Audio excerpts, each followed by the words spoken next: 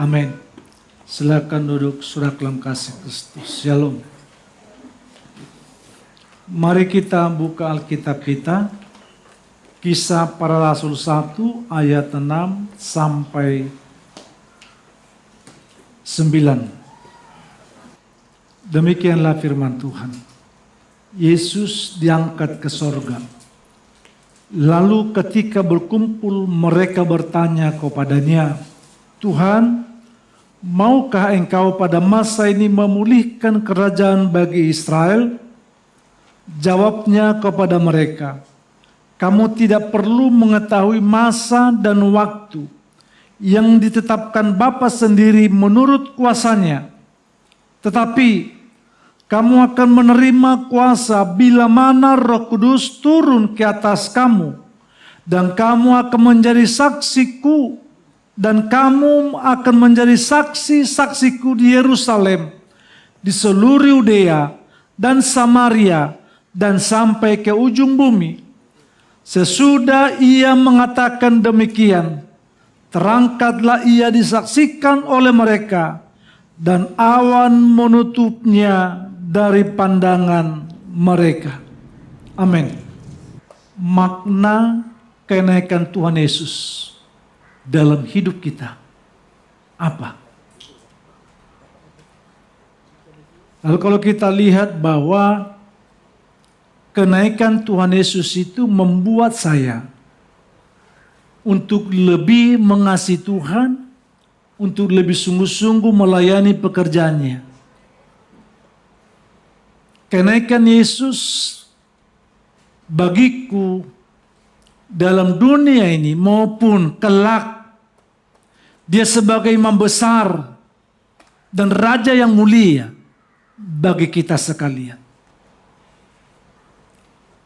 Sehingga di ayat 9 dikatakan bahwa sesudah ia mengatakan demikian, terangkatlah ia disaksikan oleh mereka, dan awan menutupinya dari pandangan mereka. Ia diangkat, disaksikan oleh mereka.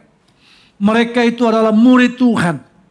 Berarti muridnya itu di dalamnya ada kesetiaan.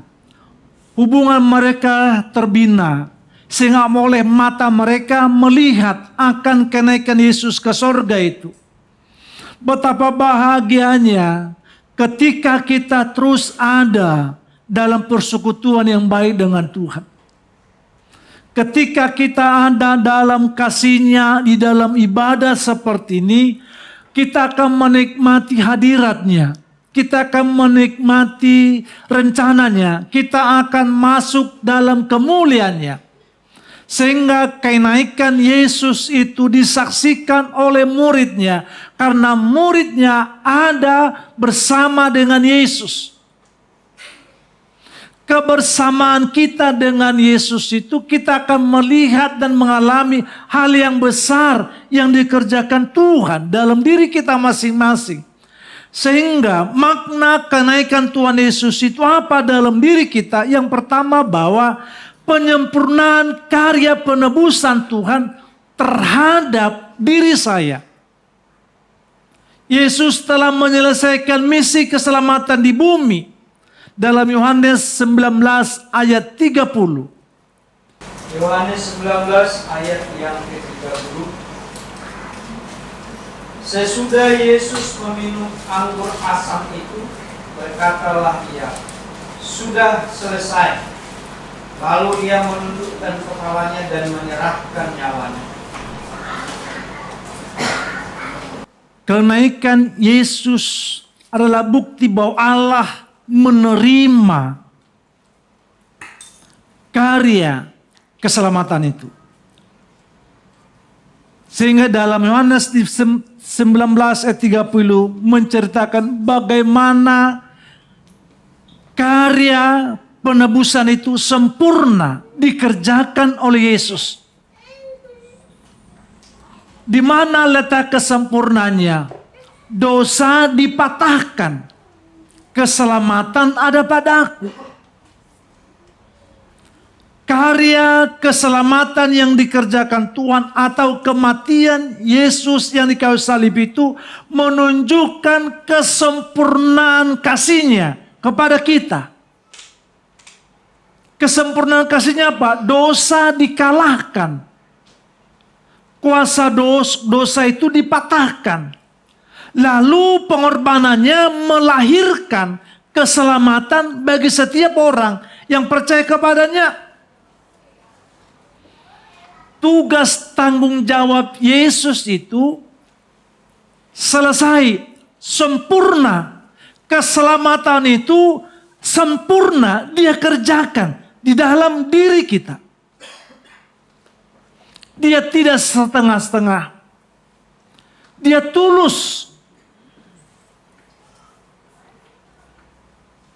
Sampai selesai. Dan untuk itu mari kita menteladani Yesus dalam diri kita. Ibadah kenaikan ini mari kita menteladani. Bagaimana Yesus melaksanakan tugas tanggung jawabnya untuk penebusan bagi kita sekalian. Dia serius menerima tugas tanggung jawab untuk keselamatan bagi manusia itu. Lalu kalau kita tarik dalam diri kita masing-masing, apakah kita dalam melaksanakan tugas dan tanggung jawab yang orang lain berikan kepada kita, benar-benar kita meresponi, benar-benar kita melakukan dengan benar, atau sebaliknya kita berpikir bahwa aranda jasa, aranda imbalan, aranda penghargaan ketika aku melaksanakan tugas dan tanggung jawab ini. Apa yang saya dapatkan kalau aku melaksanakan itu? Saya dapat upah apa? Kita sebagai jemaat Tuhan, kita sebagai pelayan Tuhan, mari kita jangan berpikir bahwa ketika aku datang dalam ibadah, apa yang aku dapat dalam ibadah? Ketika aku dalam pelayanan, apa yang aku dapat dalam pelayanan itu? Tapi satu hal, Yesus memikul melaksanakan tugas tanggung jawab. Dia lakukan dengan sungguh-sungguh sampai Dia mati. Sampai Dia mati artinya bahwa segenap seluruh kehidupannya benar-benar Dia melaksanakan tugas, yaitu untuk memberikan keselamatan bagi manusia. Bagaimana kita di dalam pekerjaan? Bagaimana kita di dalam beribadah? Bagaimana kita kalau diberikan suatu tugas tanggung jawab? Adakah bilangan di antara kita itu yang mengeluh, yang bersungut-sungut? Kok saya? Kenapa dia tidak? Kenapa saya? Kenapa orang itu tidak? Aku kan sudah melakukan ini, dia tidak. Aku sudah melaksanakan bidangnya ini, sementara sono dia tidak berbuat apa-apa. Lalu orang seperti ini dikategorikan dia tidak sungguh-sungguh melaksanakan tugas tanggung jawab yang dia berikan. Belajar kita, para pelayan Tuhan, jemaat tempat ini bahwa mari kita melaksanakan tugas tanggung jawab sebagai pelayan Tuhan, melaksanakannya dengan tidak setengah-setengah, tetapi dengan sepenuh hati. Di dalam dunia kerja pun sama, dalam keluarga, dalam apapun, sebab dikatakan Kristus sesudah Ia mempersembahkan satu korban karena dosa untuk kenaikan Yesus ke sorga adalah peristiwa ketika Yesus terangkat ke sorga. Dia di hadapan murid-muridnya menandai selesainya misi penebusannya dan selama-lamanya duduk di sebelah kanan Allah. Kematian Yesus di kayu salib menunjukkan kesempurnaannya kasih-Nya kepada kita. Lalu kenaikan Yesus memetraikan bahwa setiap mereka yang kutebus itu akan duduk di sebelah kananku. Kenaikan Yesus itu menandakan kepada kita bahwa setiap mereka yang suku tebus, setiap mereka yang sudah percaya kepadaku, kelak aku akan datang menjemputnya. Berarti ada suatu semangat seharusnya dalam diri kita bahwa kenaikan Yesus itu menunjukkan betapa sempurnanya cinta kasihnya kepadaku. Bukan hanya saja aku ditebus dari dosa. Bukan saja hanya aku memperoleh keselamatan itu. Tetapi kenaikannya menandakan bahwa kelak aku ada di mana Kristus itu ada. Dalam Ibrani 10 ayat 12. Ibrani 10 ayat yang ke-12. Namun setelah mempersembahkan hanya satu kurban karena dosa, Kristus duduk untuk selama-lamanya di sebelah kanan Allah. Saudara dalam kasih Tuhan, sekali lagi memberikan suatu motivasi, dorongan, semangat yang teguh bagi kita sekalian. Berbahagialah kita sekalian, sebab kelak di mana ada Kristus, kita ada di situ. Di dalam kemuliaannya, pastikan dirimu, hidup kita ini, Dia datang membawa kita kepada kehidupan yang kekal. Makna kenaikan Tuhan Yesus Kristus itu untuk pemuliaan Yesus di sorga. Yesus dimuliakan dan diangkat ke tempat tertinggi untuk memerintah bersama Allah sebagai Raja atas segala sesuatu. Yesus yang mati di kayu salib itu, yang menebus dosaku, Dialah Raja di atas segala raja. Dialah Tuhan segala Tuhan, yang dimuliakan di bumi maupun di sorga. Betapa sukacitanya kita bahwa sekalipun aku ada tekanan, kesulitan dalam hidup, sekalipun aku belum meraih seperti orang yang raih, sekalipun aku belum mendapat seperti orang lain mendapat, atau aku belum bisa menikmati seperti orang lain menikmati apa dalam dunia ini, tetapi aku bersyukur kepada Tuhan. Yesus yang mati di kayu salib itu, Dia Raja ternyata, Raja segala raja di bumi maupun di sorga, penguasa di bumi maupun di sorga. Alangkah bersyukurnya kita, orang yang tadinya berdosa diangkat menjadi milik kepunyaan Tuhan. Hargai apa yang Tuhan berikan kepada kita. Hargai apa yang Tuhan berikan kesempatan bagi kita. Sehingga dalam Filipi 2 ayat 9. Itulah sebabnya Allah sangat meninggikan Dia dan mengaruniakan kepadanya nama di atas segala nama. Saudaraku, ketika kita memikul tugas tanggung jawab dengan benar, dengan sungguh-sungguh. Sekali lagi, ketika kita memikul, menerima tugas tanggung jawab dan melaksanakan dengan benar, sebagaimana Yesus melaksanakan tugas dan tanggung jawabnya di kayu salib sempurna, maka Bapa di sorga dikatakan, Dia mengaruniakan kepadanya nama di atas segala. Artinya bahwa ketika kita melaksanakan tugas tanggung jawab yang benar, ada hal yang besar yang menanti kita di dalam apa yang kita kerjakan itu. Sekali lagi, ketika kita melaksanakan tugas tanggung jawab itu dengan benar, dengan sungguh-sungguh, ada sesuatu yang luar biasa menanti kita di depan. Bahwa apa yang kita lakukan itu, kita yakini itu memberkati kita. Dan untuk itu jangan pernah setengah hati dalam ibadah. Jangan pernah separuh hati untuk datang ambil bagian dalam pekerjaan Tuhan. Tetapi belajar memiliki sikap setulus, sesungguh-sungguhnya, aku mau ambil bagian dalam pekerjaan Tuhan. Aku mau ketika kita memuji Tuhan, ketika kita berdoa, memiliki sikap hati yang serius, yang sungguh-sungguh, maka di dalamnya diperhitungkan Tuhan apa yang kita lakukan itu. Makna kenaikan Tuhan Yesus dalam diri kita, dalam gereja ini, bahwa ada jaminan, yaitu pengutusan Roh Kudus. Kenaikan Yesus membuka jalan. Kenaikan Yesus itu membuka jalan bagi pencurahan Roh Kudus yang memperlengkapi gereja, yang memperlengkapi jemaat, yang memperlengkapi para pelayan Tuhan.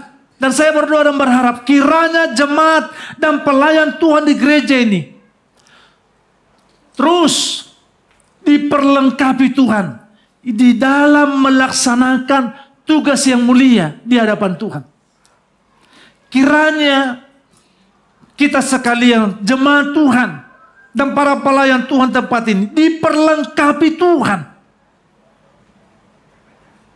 di dalam melaksanakan tugas tanggung jawab itu. Sebagai pelayan, sebagai jemaat, kiranya kita diperlengkapi. Diperlengkapi apa?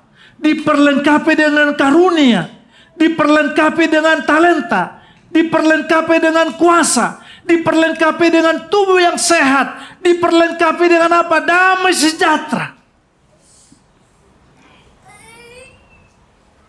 Dan kita selalu mengharapkan kiranya Tuhan mencurahkan kepadaku kesejahteraan, kesehatan, kekuatan, umur panjang, kuasa, talenta, karunia, mukjizat dalam hidupku.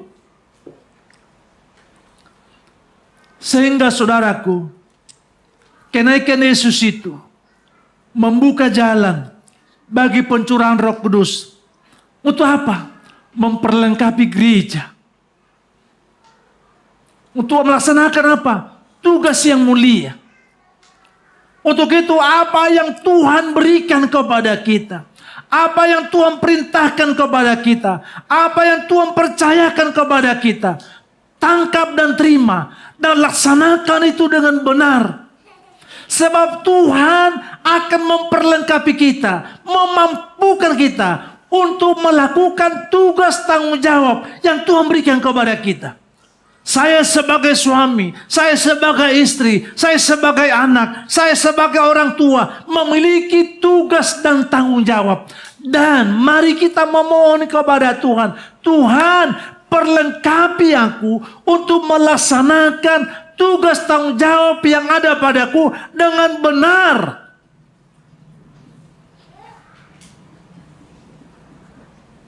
Adakah kita melaksanakan tugas tanggung jawab dalam diri kita masing-masing dengan hati yang tidak sungguh-sungguh? Dan untuk itu saudara dalam kasih Kristus, dalam Yohanes 16 ayat 7,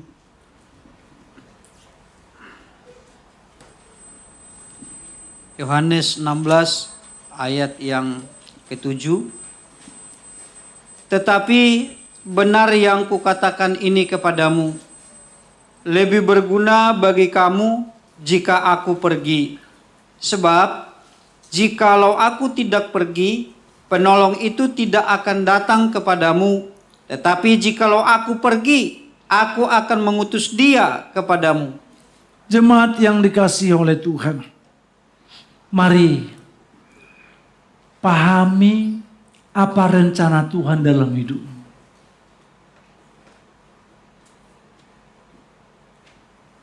Sekali lagi saudaraku, pahami apa rencana Tuhan dalam hidup, dalam keluargamu, dalam kerjamu, dalam usahamu. Tapi yang pasti, untuk kita bisa mengerti dan masuk kepada rencana Tuhan, kita harus menaruh rencana kita di bawah dan di ataslah rencana Tuhan. Sehingga dalam Yohanes 16:7 adalah lebih baik adalah lebih berguna bagi kamu jika aku pergi. Murid-murid itu berharap Yesus itu tidak naik. Yesus itu memulihkan kerajaan bangsa Israel itu.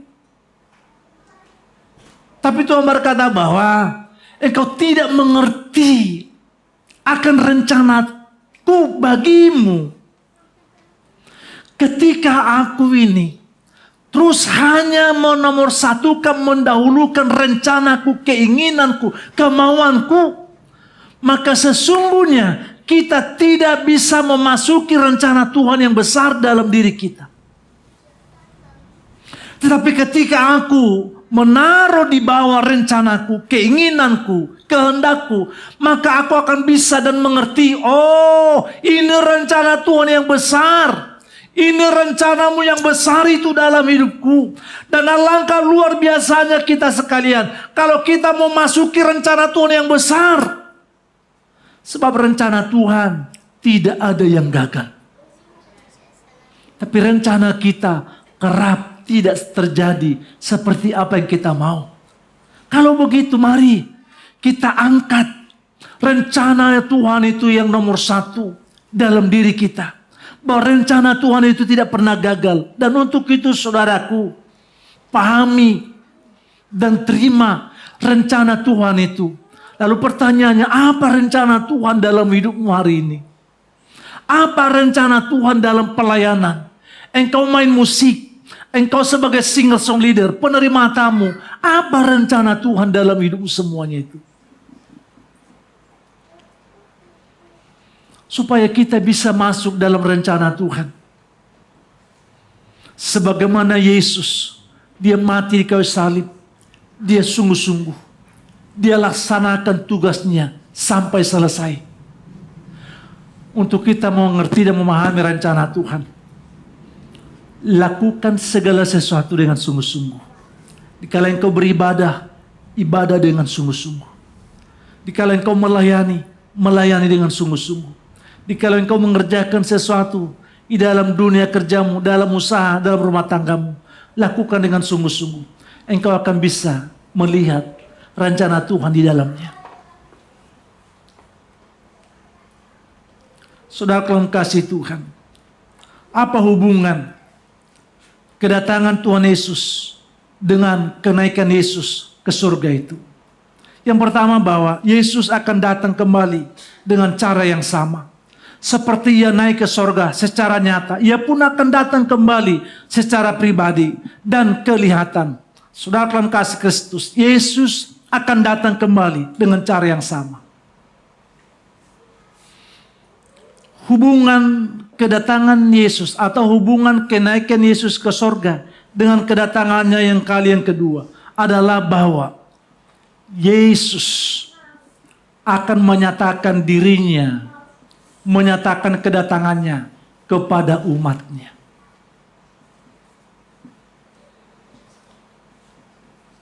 Masih bisa enggak dikatakan kita sebagai umat Tuhan?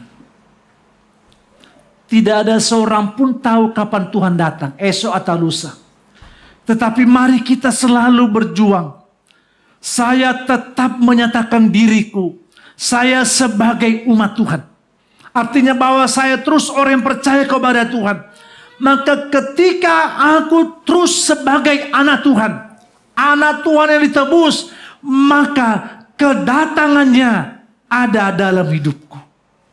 Sekali lagi saudaraku, kedatangan Yesus kali yang kedua, dia akan datang kepadaku. Kenapa? Aku umatnya, aku anaknya, aku tebusannya. Tetapi ketika aku meninggalkan dia, status bukan lagi aku sebagai anak Tuhan, status bukan lagi orang diselamatkan, maka kedatangannya tidak ada padaku, tetapi pada orang lain. Jangan biarkan perbuatan, sikap, sesuatu yang kita lakukan itu membuat status kita bukan lagi sebagai tebusan Tuhan, bukan lagi sebagai anak Tuhan. Lalu betapa sia-sianya apa yang kita kerjakan selama ini. pelayanan, ibadah sia-sia. Kenapa? Pada saat dia datang, dia tidak datang kepadaku. Dia datang kepada orang lain. Dan untuk itu jemaat yang dikasihi Tuhan, mari kita sekalian, apa yang kita alami, apa yang sedang kita kerjakan, apa yang sedang kita nikmati, adakah kita bersama dengan Tuhan? Engkau mendapat sesuatu, engkau meraih sesuatu. Pertanyaannya, di dalam semuanya, apakah engkau mengikut sertakan Tuhan dalamnya? Segala sesuatu yang kita raih, sekali lagi ingat ini saudaraku, segala sesuatu yang kita raih, yang kita dapatkan, Tuhan tidak ada di sana. Itu sampah, maaf.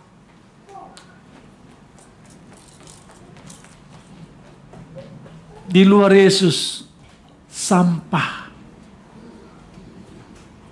Berarti di dalam Yesus, bukan sampah.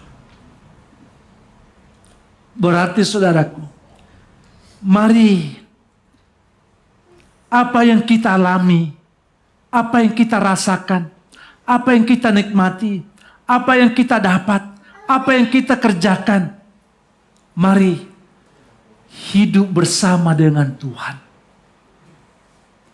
Supaya tidak jadi sampah, supaya tidak sia-sia. Tetapi kedatangannya membawa apa yang kukerjakan, apa yang kuraih, apa yang kudapatkan. Dia datang membawa hidupku kepada hidup yang kekal. Dan untuk itu jangan perbuatanmu, sehingga ada istilah, jangan gara-gara air satu tetes rusak.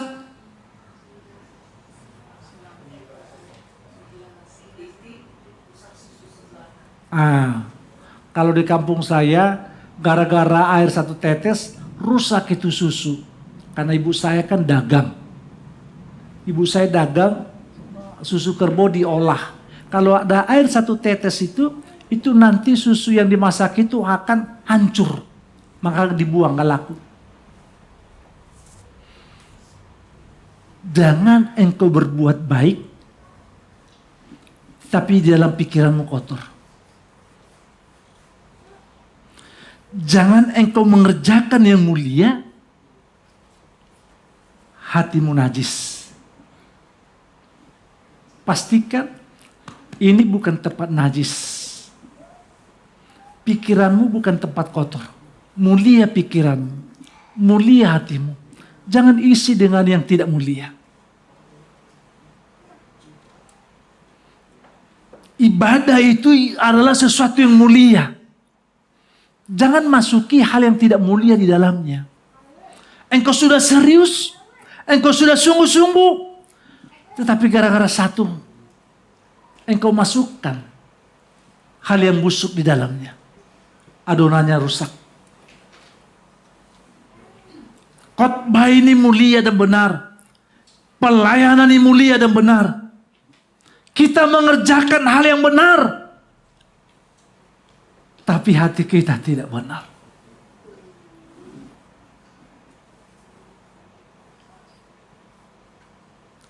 Kenaikan Yesus mengubah pola pikirku. Ketika aku mengerjakan sesuatu yang benar, maka aku tidak mau itu disusupi, dimasuki hal yang tidak baik. Untuk itu jemaat yang dikasihi oleh Tuhan, dalam Kisah Rasul 1 ayat 11,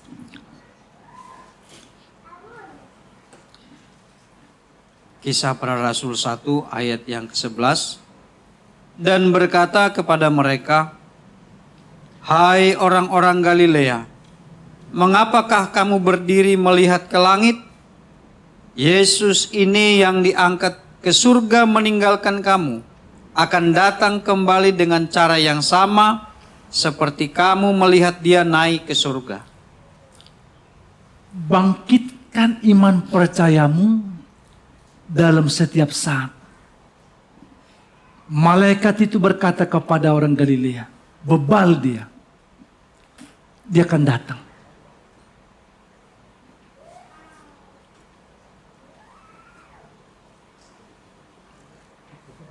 Tanamkan itu dalam pikiranmu. Yesus datang dalam hidup. Tumbuhkan iman itu dalam dirimu, dalam perkataan itu, supaya engkau melaksanakan tugas tanggung jawab itu dengan benar. Dia juri, dia penilai apa yang sedang kita kerjakan, apa yang sedang kita lakukan, matanya diarahkan kepadaku.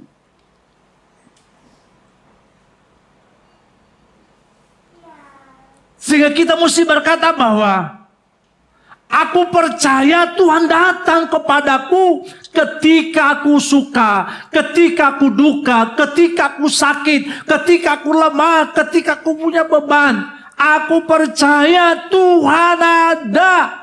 Dan aku yakin itu. Dia yang naik itu kelak akan datang. Tidak ada perubahan dalam Yesus. Tahun bisa berubah. Tapi Tuhan tidak pernah berubah. Dia selalu datang ketika engkau punya iman dan berseru dan memohon kepadanya. Engkau Tuhan, engkau datang dalam kesendirianku. Dalam kesesakanku.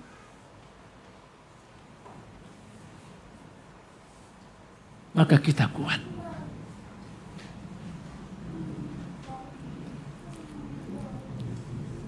Kebersamaan kita dengan Yesus, kiranya itu selama-lamanya. Dalam menjalani hidup.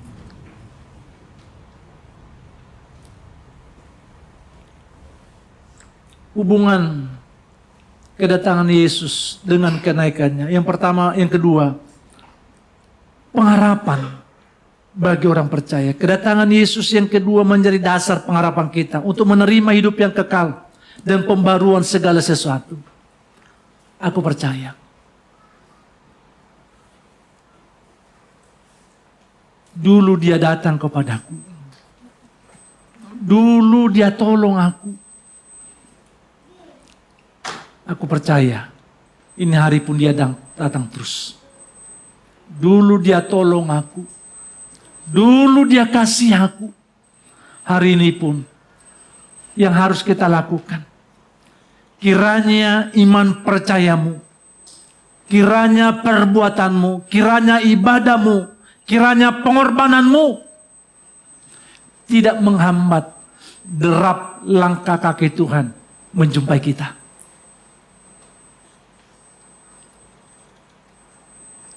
Aku percaya dia datang memulihkan keadaanku. Sehingga bagi Tuhan tidak ada pintu yang tidak bisa dibuka.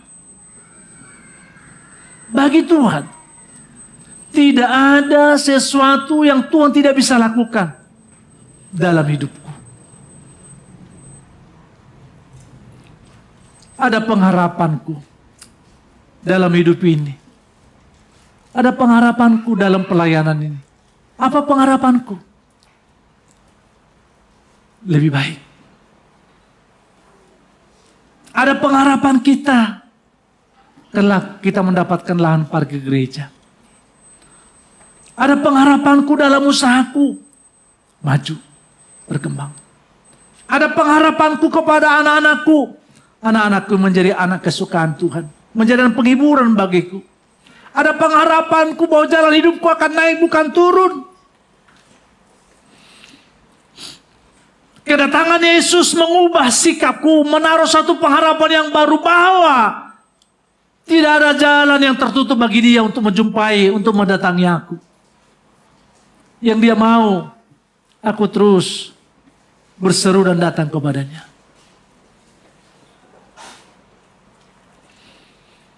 Aku akan datang Kapan datang menjumpaimu? Apakah Tuhan menjumpai kita ketika kita hanya di gereja? Apakah Tuhan menjumpai aku ketika aku sakit? Apakah Tuhan menjumpai aku dikala aku hanya menikmati makan dan minum? Tetapi saya berkata bahwa ketika engkau berseru setiap saat, di mana saja, kapan saja, Dia ada. Kalau begitu, buka mulut, berbicara sebanyak-banyaknya, membuka dialog dan komunikasi kepada Tuhan yang tanpa batas, kapan saja, dan katakan, Tuhan, Engkau hadir. Untuk apa? Melakukan hal yang besar. Untuk apa Dia datang? Untuk mewujudkan kehendaknya dalam diri saya. Untuk apa Dia datang? Untuk menyatakan kebesarannya dalam hidupku.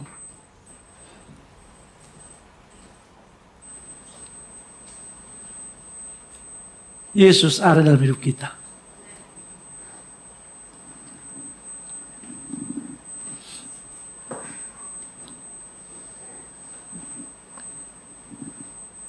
Firman ini kita mesti pegang. Yesus ada dalam hidupku. Supaya sempit celah kekhawatiran itu melanda kita, menguasai kita.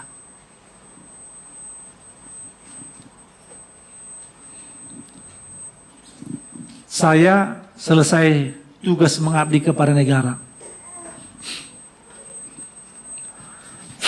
Tetapi tidak pernah selesai tugas mengabdi kepada istri.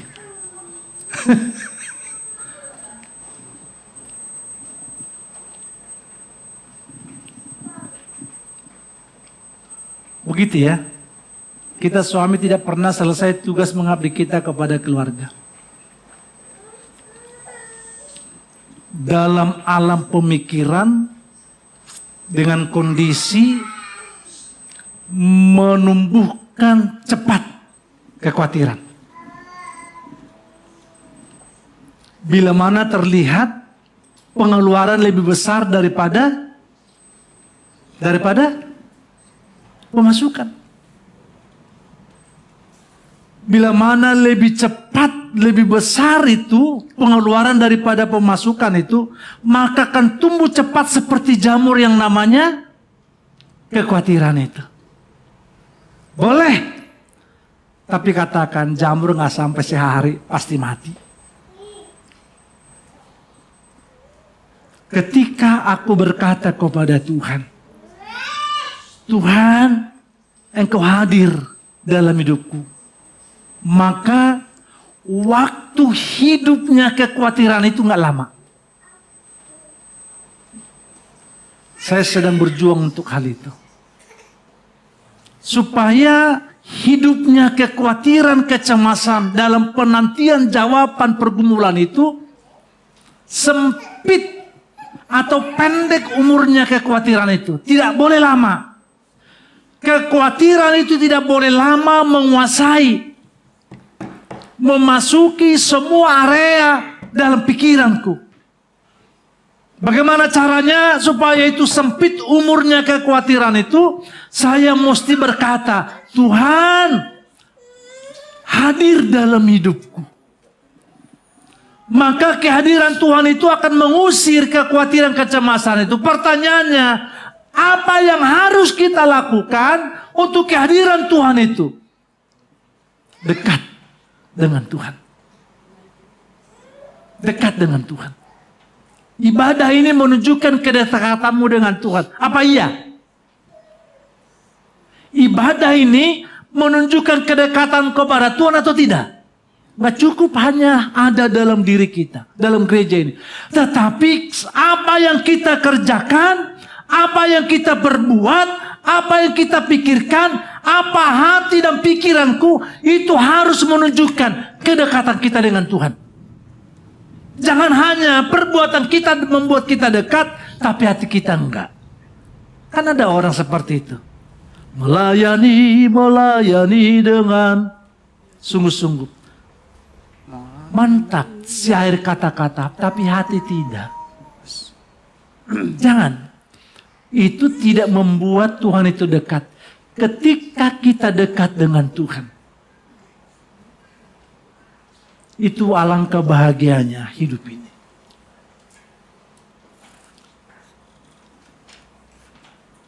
Tugas dan tanggung jawab gereja masa kini. Masih ada 5 menit lagi. Kenaikan Yesus dan janji kedatangannya, yang kedua memberi arah dan tujuan bagi kehidupan gereja masa kini. Gereja tidak hanya menantikan, tetapi harus bertindak aktif dalam menjalankan misi Kristus di dunia ini. Gereja, jemaat sudah selamat, amin. Sudah selamat dan keselamatan karya pengorbanan Yesus. Tetapi bukan hanya saja kita memperoleh keselamatan itu, tetapi ada tugas tanggung jawab gereja. Gereja itu siapa? Bapak Ibu, saya. Ada tugas tanggung jawab itu. Dan untuk kita melaksanakan tugas tanggung jawab itu, diperlengkapi dengan kuasa Tuhan, Roh Kudus. Untuk mengerjakan apa? Memberitakan apa yang dikerjakan Tuhan. Saya pendeta. Memberitakan apa yang Tuhan sudah kerjakan kepadaku. Aku mendapat itu karena ada orang memberitakan itu kepadaku. Keselamatan karya Yesus itu diberitakan orang itu kepadaku. Kutangkap, kuterima. Sekarang aku menangkap dan memberitakan apa yang pernah ku dengar dan apa yang aku alami. Apa yang kau alami, apa yang kau terima dari Tuhan, beritakan kepada orang. Tugasku apa? Bersaksi dan memberitakan Injil. Kita dipanggil menjadi saksi Kristus kepada semua. Siapa? Mereka, keluarga, tetangga dan lain sebagainya. Sudah berapa orang yang kau bawa kepada Tuhan? Sudah berapa orang yang kau injili? Sudah berapa orang yang mereka dekat dengan Tuhan? Sudah berapa banyak orang yang kau doakan? Sudah berapa banyak orang yang jauh dari Tuhan karenamu? Karena kelakuan kita. Evaluasi diri. Ada enggak Bapak Ibu di sini yang sudah pernah membawa orang datang kepada Tuhan? Dan sudah berapa banyak orang kau injili? Sudah berapa banyak orang kamu doakan? Dan sudah berapa banyak orang kau tolong? Itu tugas kita bersama. Nah, kamu pendeta? Iya. Kan sebelumnya saya belum pendeta. Ada orang bersaksi menceritakan itu, lalu kita tangkap. Upahku apa? Materi? Enggak. Lalu apa? Sebagai ucapan syukurku kepada Tuhan, Raja di atas segala raja, Dia Tuhan sebagai Tuhanku, saya harus menceritakan itu kepada orang lain. Tongkat estafet keselamatan itu bukan hanya milikku, milik orang lain. Lalu kita mesti memiliki gairah, semangat untuk orang lain. Sehingga saya berkata, sudah berapa lama kau bawa orang ke gereja? Sudah berapa banyak orang kau doakan? Boro-boro Pak, dan lain sebagainya. Tetapi miliki tugas tanggung jawab dan katakan, Tuhan, aku mau. Dan perlengkapi aku untuk itu Tuhan. Kau lakukan dengan segenap hati. Dia Yesus. Apa yang sedang engkau kerjakan? Apa yang sedang kau lakukan? Tuhan suka. Sehingga saudara kamu kasih Tuhan, kamu akan menjadi saksiku sampai ke ujung bumi. Kisah 1 ayat 8 tadi. Tetapi kamu akan menerima kuasa bila mana Roh Kudus turun ke atas kamu, dan kamu akan menjadi saksi-saksiku di Yerusalem, di seluruh Yudea dan Samaria dan sampai ke ujung bumi. Tugas bersaksi bukan hanya pendeta. Bukan hanya tugas pendeta bersaksi. Umat Tuhan, jangan pernah berpikir kalau aku bersaksi dapat apa. Yesus mati di kayu salib dilaksanakan dengan baik. Masakan kita tidak melakukan apa yang diperintahkan Tuhan kita? Lalu pertanyaannya, perintah siapa yang kau lakukan? Perintah siapa yang ingin kau lakukan dalam hidupmu? Aku percaya kepada Tuhan Yesus, perintah Tuhan Yesus yang aku lakukan. Tuhan Yesus ku kasihi, Tuhan Yesus ku hormati, Tuhan Yesus ku hargai, dan aku mau melakukan yang kau lakukan. Dan saya hanya berdoa, Tuhan mampukan aku, perlengkapi aku melakukan apa yang kau perintahkan dalam hidupku. Yang kau lakukan, apakah perintah daripada dewa-dewi sana? Tidak kan? Yang kita lakukan perintahnya Tuhan. Masakan kita tidak mau melakukan apa yang Tuhan perintahkan? Lalu kalau kita tidak mau melakukan apa yang diperintahkan Tuhan, ingat, disitulah ketika Tuhan datang, Dia tidak datang kepadamu, tapi datang kepada orang yang melakukan apa yang Tuhan mau. Dan jangan hanya ibadah, dikala ada khotbah, dikala firman, lalu kita duduk mendengar begini, tapi tidak membawa satu perubahan dalam hidup. Perubahan seperti apa?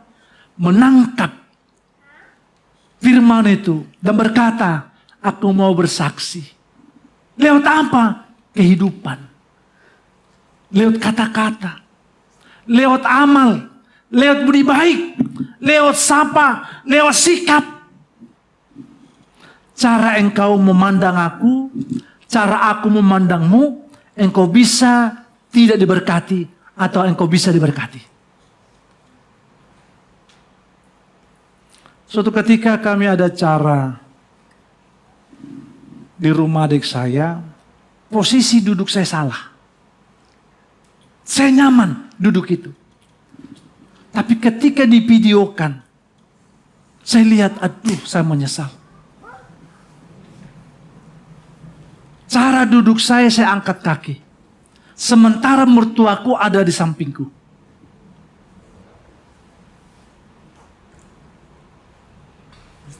Saya lihat, aduh, salah saya.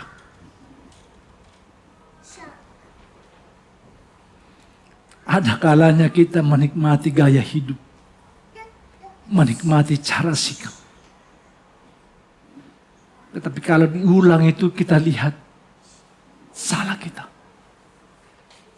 Sebab gaya kita, sikap kita, tidak menjadi berkat bagi orang lain. Ketika aku tonton, aduh saya salah. Posisi duduk saya salah. Betapa banyak jemaat Tuhan seperti itu. Merasa benar, merasa nyaman, merasa oke. Tapi Tuhan salah kau. Sikapmu salah. Berapa banyak orang merasa benar, tapi salah menurut Tuhan. Itu yang membuat jauh pertolongan. Dan saya tahu ipar saya akan melihat, gimana sih duduk pendeta ini? Gimana sih nilaiku ini? Saudaraku, Tuhan mencibirmu kalau engkau melakukan hal yang seperti itu. Jangan puas. Jangan terlalu menikmati gaya hidup. Tuhan mencibir engkau salah. Dalam berbisnis juga. Engkau menikmati. Engkau dapat. Engkau bisa bayar utang. Engkau bisa menikmati beli ini. Tuhan bilang, cara kamu salah. Kalau Tuhan sudah berkata cara kita salah, sampah kita. Kalau Tuhan berikan penilaian salah tidak layak, siapa yang bisa mengatakan? Siapa yang bisa berkata memprotes? Tuhan tidak. Nggak ada. Dia Tuhan di atas segala Tuhan. Tidak ada seorang pun yang bisa menggugat apa yang kata Tuhan. Kalau gitu jangan sampai Tuhan mencela. Lalu aku percaya kepada Tuhan. Itu Tuhanku, Tuhan Yesus. Dan saya harus melakukan. Kalau engkau tidak melakukan firman Tuhan, lalu firman siapa yang kau lakukan? Siapa yang kau dengar dalam hidupmu? Siapa yang menuntun? Siapa yang mengajarimu? Siapa yang menolong? Dan saya berkata, Tuhan, engkau Tuhanku. Aku hanya patuh dan melakukan apa yang kau katakan dalam hidup. Kalau Tuhan berkata, benar, sabarlah engkau. Kalaupun aku mati, Tuhan sudah berkata, benar apa yang kau lakukan. Daripada panjang umur, tapi tidak layak di hadapan Tuhan. Kaya miskin, tidak layak di hadapan Tuhan. Sampah. Sampah itu tidak boleh di tempat meja makan. Sampah itu tidak boleh di meja, di ruang tamu. Sampah itu jauh. Kita bukan sampah. Kita anak Tuhan. Untuk itu saudaraku, tugas gereja harus membangun tubuh Kristus. Gereja harus memperlengkapi jemaat untuk pelayanan. Apa yang kusampaikan ini adalah untuk membakar, memperlengkapimu, untuk terus menangkap api Roh Kudus, dan engkau berkata, Tuhan, engkau pakai aku sesuai dengan karunia talenta yang ada padaku. Sikap kita dipakai Tuhan untuk mendorong, untuk menguatkan, meneguhkan, membangun iman orang lain. Dan mari kita berkata, Tuhan, perlengkapi aku. Aku mau jadi saksimu. Aku mau jadi berkat bagi orang lain. Aku mau mendoakan dia. Aku mau bekerja untuk Tuhan. Layani Tuhan. Kalau engkau sudah mati, engkau tidak akan saya katakan layani Tuhan.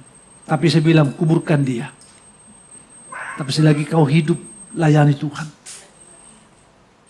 Selagi masih ada orang hidup mengatakannya. Bersyukur kalau ada orang mengajak kita dalam pelayanan.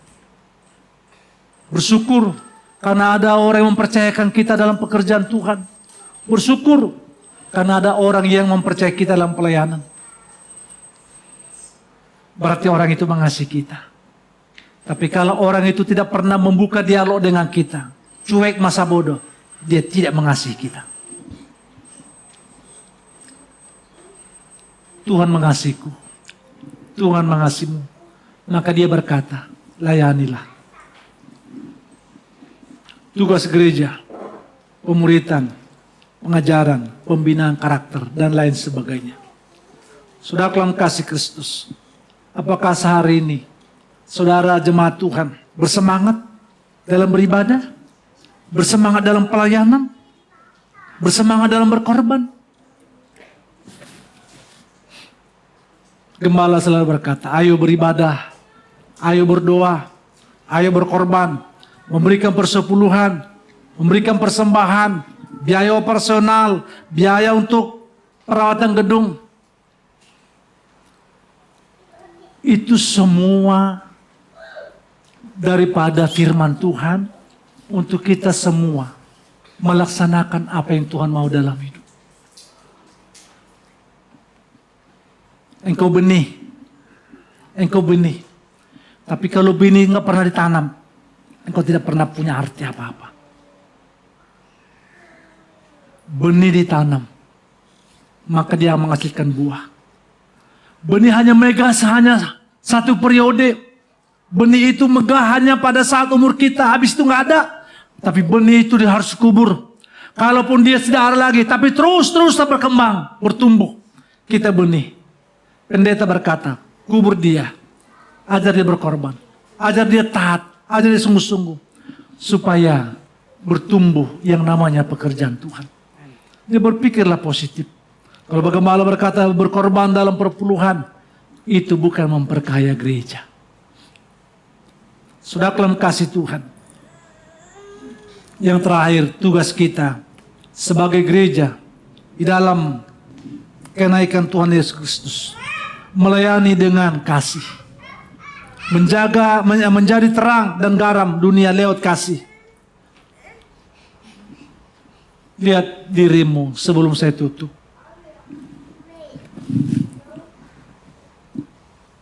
Apakah saudara melayani dengan hati yang sungguh-sungguh? Apakah saudara beribadah dengan sungguh-sungguh kepada Tuhan? Apakah saudara berkorban sungguh-sungguh kepada Tuhan? Atau tanda kutip, sekiranya jemaat beribadah tidak dengan sungguh-sungguh, melayani dengan tidak sungguh-sungguh, berkorban dengan tidak sungguh-sungguh, maaf saya katakan, itu bukan status sebagai anak Tuhan. Miliki hati yang sungguh-sungguh sehingga tugas tanggung jawab yang Tuhan berikan kepada kita untuk berkorban, untuk melayani, untuk beribadah, untuk semuanya. Engkau menunjukkan ada Tuhan dalam dirimu. Kenaikan Yesus adalah penyataan kemuliaannya dari awal sampai akan datang. Kedatangannya yang kedua adalah janji penggenapan pemulihan yang kekal. Gereja masa kini dipanggil untuk hidup setia, bersaksi, membangun tubuh Kristus, dan menjadi terang dunia sambil menantikan kedatangannya. Aku percaya, ketika esok datang Yesus, aku diangkat. Amin. Ketika Yesus besok datang, tapi hati kita menunjukkan tidak dekat dengan Tuhan, kita tidak diangkat. Tidak ada seorang pun Tuhan datang. Tidak ada seorang pun yang tahu kapan Tuhan datang. Esok, lusa. Tetapi yang pasti saya memposisikan diriku untuk menunjukkan aku dekat dengan Tuhan. Sehingga sekali lagi, ketika Yesus besok datang, ada yang tertinggal enggak? Ada yang tertinggal enggak? Kemungkinan yang tertinggal yang masih tidur. Haleluya.